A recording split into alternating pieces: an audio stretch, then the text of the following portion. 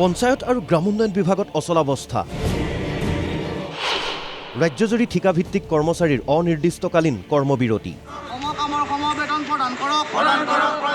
8 সহস্ৰাধিক ঠিকাভিত্তিক কৰ্মচাৰীৰ প্ৰতিবাদত স্তব্ধ ৰাজ্যৰ পঞ্চায়ত আৰু গ্ৰামোন্নয়ন বিভাগৰ কাম-কাজ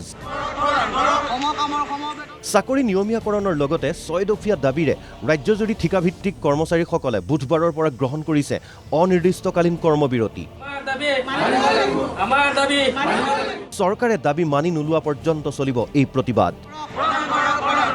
গোটেই অসমত আমি 8,000 কৰ্মচাৰী আছোঁ 8,000 কৰ্মচাৰীয়ে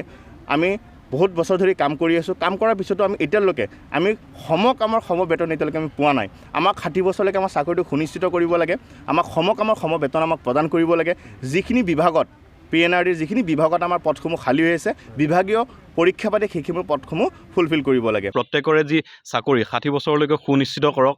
আমাৰ সকলোৰে সমকামৰ সমবেতন দিয়ক আৰু আমাৰ যি বিভাগত বহু কাম এতিয়ালৈকে পৰি আছে সেয়া আমাৰ বিভাগৰ মন্ত্ৰী মহোদয়ে আগবঢ়াই নিব পৰা নাই আমি তেখেতৰ লগত কেইবাবাৰো আলোচনা কৰিছোঁ 60 বছৰলৈ চাকৰি সুনিশ্চিতকৰণ সমান কামৰ বাবে সমবেতন আন চৰকাৰী কৰ্মচাৰীয়ে লাভ কৰা সকলো সুবিধা প্ৰদান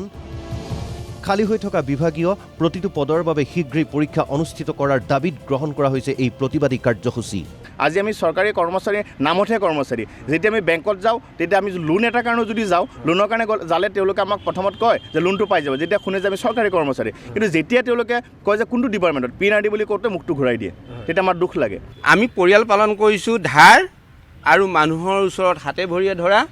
আৰু সকলোৰ ওচৰত ধাৰ কৰি হাতে ভৰিয়ে দিনে ৰাতিয়ে কষ্ট কৰি আমি তেনেকৈ পৰিয়াল পোহপাল দিছোঁ আৰু এইটো আমি পৰিয়াল পোহপাল দিছোঁ বুলি ক'লে আমি ভুল কৰা হ'ব আমি মাত্ৰ জীয়াই ৰাখিবৰ কাৰণে অৰ্থাৎ জীয়াই থাকিবৰ কাৰণে অকল খাবহে পৰা হৈছে কৰ্মচাৰী লাভ কৰা সকলো সুবিধা প্ৰদান কৰক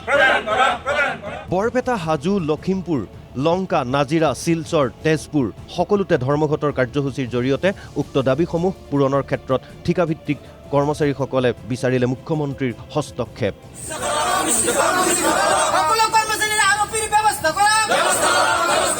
শীঘ্ৰেই দাবীসমূহ মানি নললে তীব্ৰ গণতান্ত্ৰিক আন্দোলনৰো হুংকাৰ প্ৰতিবাদকাৰীৰ আমাৰ সংসাৰ আছে আমাৰ পৰিয়াল আছে আমাৰ কথা চিন্তা কৰক আৰু যদি চিন্তা নকৰে যোৱা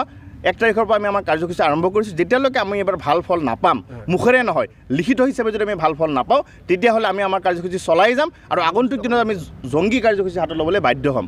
ব্যুৰো ৰিপৰ্ট NK TV